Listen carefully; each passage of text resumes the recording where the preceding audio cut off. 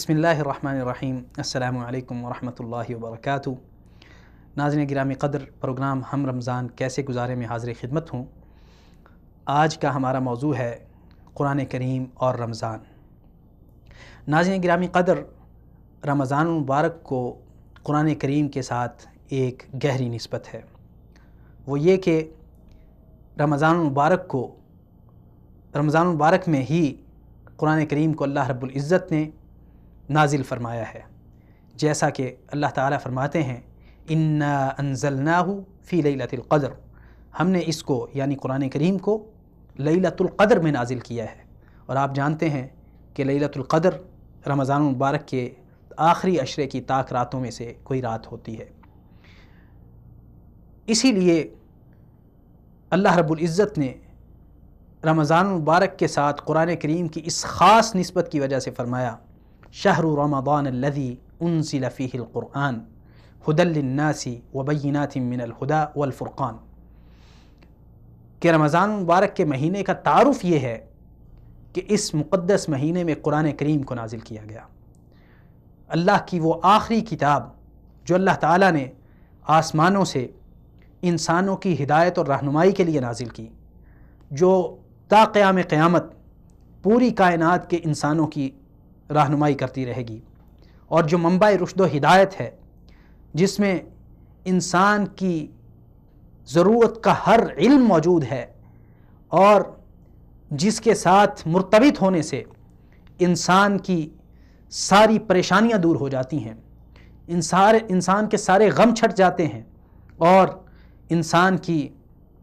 ساری غلطیاں اور کوتاہیاں دور ہو جاتی ہیں۔ صحابہ کرام رضوان اللہ علیہ مجمعین نے رسول اللہ صلی اللہ علیہ وسلم سے پوچھا کہ اللہ کے رسول، یہ جو دلوں کا زنگ ہے یہ کس طرح دور ہوتا ہے؟ پیارے پیغمبر صلی اللہ علیہ وسلم نے انہیں بتایا، فرمایا کہ جس طرح لوہے کو زنگ لگ جاتا ہے اسی طرح دلوں پہ بھی زنگ لگ جاتا ہے۔ تو انہوں نے پوچھا اے اللہ کے رسول، پھر اس زنگ کو دور کرنے کا طریقہ کیا ہے؟ تو اللہ کے رسول صلی اللہ علیہ وسلم نے بتایا کہ یہ زنگ قرآن کریم پڑھنے سے دور ہوتا ہے۔ تو ناظرین گرامی قدر، قرآن کریم کی تلاوت، اس کو پڑھنا، اس کو سمجھنا اور اس کے مطابق اپنی زندگی کو ڈھالنا، یہ تو ہر حال میں مطلوب ہے، لیکن بالخصوص رمضان المبارک کو قرآن کریم کا مہینہ کہا گیا ہے۔ اس کا تعارف اللہ رب العزت نے یہ پیش کیا ہے کہ یہ وہ مہینہ ہے جس میں اللہ تعالیٰ نے قرآن کریم کو نازل کیا۔ تو اس نسبت سے ہمیں چاہیے کہ ہم رمضان المبارک کی عبادات میں بنیادی ترین عبادت قرآن کریم کی تلاوت کرنا، قرآن کریم کے ساتھ جڑے رہنا اور قرآن کریم میں تدبر کرنا، اس کو سمجھنا، سیکھنا اور اس کے مطابق اپنا عمل بنانا، اس کو ہم رمضان المبارک کی عبادات میں بنیادی ترین عبادت سمجھیں۔ یہی وجہ ہے کہ بہت سے اہل علم رمضان المبارک میں دیگر بہت سی عبادات کو ترک کر کے صرف اور صرف قرآن کریم کے ساتھ جڑ جاتے تھے، جیسا کہ امام مالک رحمہ اللہ سے یہ منقول ہے کہ وہ اپنا درس حدیث بند کر دیا کرتے تھے اور قرآن کریم کے ساتھ تمسک اختیار کرتے تھے، کثرت سے قرآن کریم کا مطالعہ کرتے تھے، قرآن کریم کو پڑھتے تھے۔ اور ناظرین گرامی قدر، قرآن کریم ہماری طرف سے بے اعتنائی پر شکوہ گناہ ہے کہ ہم قرآن کریم کو نہ پڑھتے ہیں، نہ سمجھتے ہیں، نہ ہی اس کے مطابق اپنی زندگی کو ڈھالتے ہیں۔ اور یہ وہ المیہ ہے جس کی وجہ سے آج مسلمان دنیا میں ذلیل و رسوا ہیں۔ رسول اللہ صلی اللہ علیہ وسلم نے فرمایا ان اللہ یرفع بہذا الکتاب اقواما ویضع بہ آخرین، کہ اس قرآن کے ذریعے اللہ رب العزت بعض قوموں کو عروج عطا فرماتے ہیں، اور اس قرآن کی وجہ سے ہی اللہ رب العزت بعض لوگوں کو ذلتوں اور پستیوں کا شکار کر دیتے ہیں۔ تو جو شخص قرآن کریم کی رہنمائی کو لیتا ہے، اس کو اپنی زندگی میں اتارتا ہے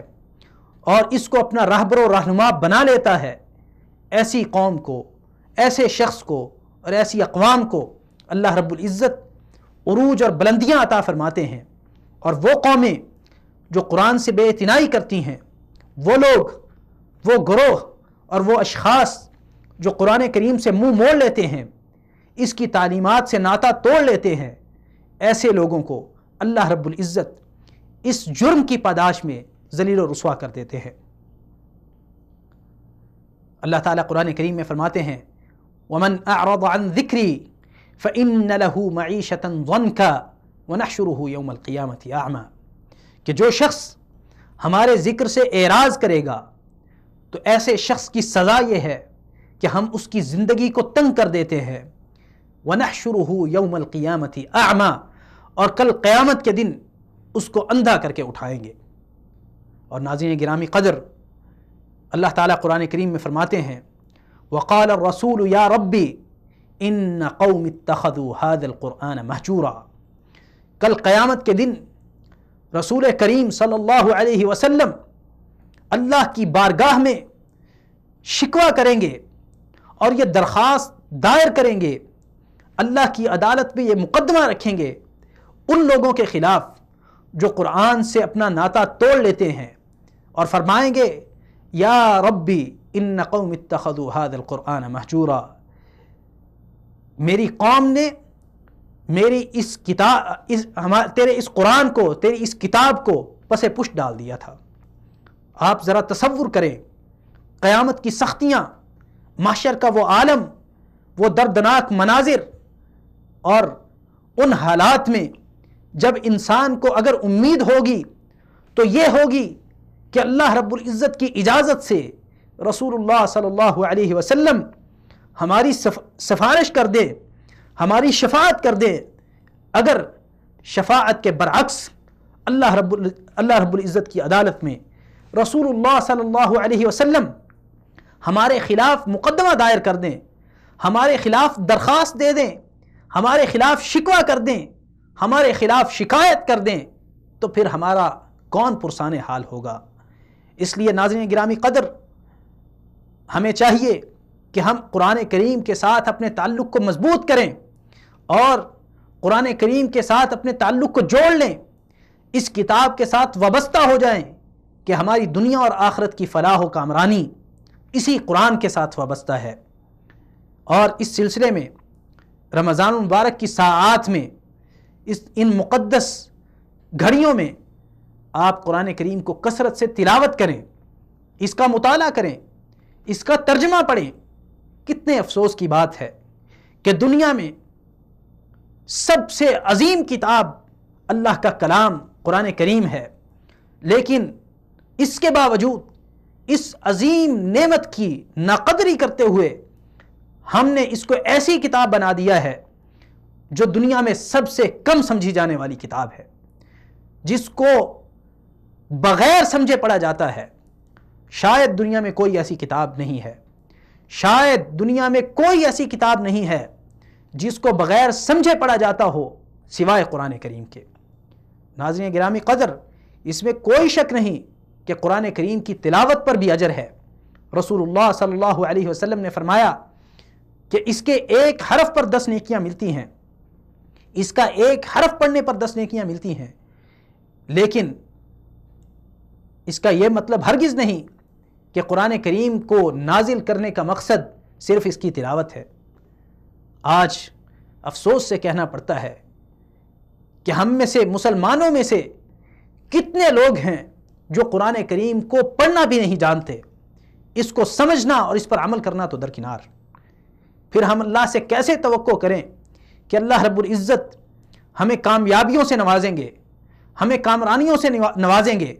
اور اللہ رب العزت ہمیں قوموں کا سردار اور سربراہ بنائیں گے،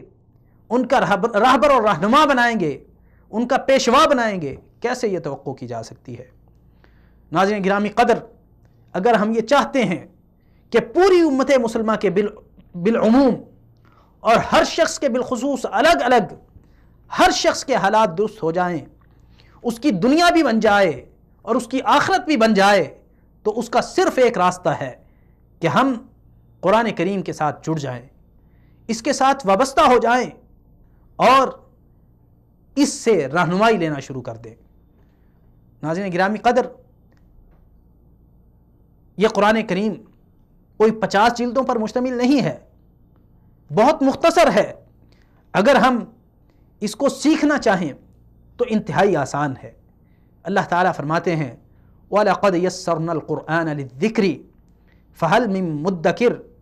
کہ ہم نے قرآن کریم کو نصیحت حاصل کرنے کے لیے آسان کر دیا ہے کوئی نصیحت حاصل کرنے والا؟ اللہ رب العزت منادی کر رہے ہیں، اعلان کر رہے ہیں کہ ہے کوئی نصیحت حاصل کرنے والا؟ تو ہمیں چاہیے کہ ہم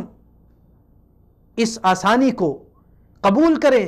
اور اللہ رب العزت کی اس نعمت کے شکریہ کے طور پر ہم اس کو پڑھیں، اس کو سمجھیں اور اس کے مطابق اپنی زندگی کو ڈھالیں۔ ناظرین گرامی قدر، قرآن کریم کو سمجھنا آج انتہائی آسان ہو چکا ہے۔ بہت سے تراجم کر دیے گئے ہیں، قرآن کریم کی تفاسیر موجود ہیں، اور ہر گلی محلے میں مسجد موجود ہے جہاں آپ علماء کرام سے قرآن کریم پڑھ سکتے ہیں، سیکھ سکتے ہیں۔ لیکن افسوس ہے کہ ہم اپنے بچوں کو انگلش میڈیم سکول میں تو داخل کروا دیتے ہیں، لیکن قرآن کریم سیکھنے اور سمجھنے کے لیے کوئی توجہ نہیں دیتے۔ ہم ان کو سکولوں میں بھیجنا فرض سمجھتے ہیں، لیکن قرآن کریم کی تعلیم دینا ضروری نہیں سمجھتے۔ یہی وجہ ہے کہ آج کی ہماری نسل قرآن کریم سے تعلق نہ ہونے کی وجہ سے بے رہروی کا شکار ہے اور زیادہ حق سے ہٹ چکی ہے، اور اپنے والدین کے ساتھ، اپنے معاشرے کے ساتھ وہ سلوک نہیں کرتی جو ایک مسلمان بچے کو کرنا چاہیے۔ اگر ہم چاہتے ہیں کہ ہمارے بچے دنیا میں بھی ہماری آنکھوں کی ٹھنڈک بنے اور کل قیامت کے دن بھی ان کے ذریعے ہمیں عزت اور وقار کا تاج پہنایا جائے اور ہمیں سرفرازیاں اور سربلندیاں ملیں، تو اس کے لیے انہیں قرآن کے ساتھ جوڑنا ہوگا۔ ناظرین گرامی قدر، رمضان المبارک کے اس مقدس مہینے میں جو قرآن کا مہینہ ہے، یہ عزم اور فیصلہ کر لیں کہ آپ خود بھی قرآن کریم کو سیکھیں گے، اس کا مکمل ترجمہ جانیں گے اور اپنے بچوں کو بھی اس راستے پر لگائیں گے۔ اللہ رب العزت سے دعا ہے کہ اللہ تعالی ہمیں قرآن کریم کی قدر کرنے کی توفیق عنایت فرمائیں اور اس کو اپنے لیے رہبر و رہنما بنانے کی توفیق عنایت فرمائیں۔ والسلام علیکم ورحمۃ اللہ وبرکاتہ۔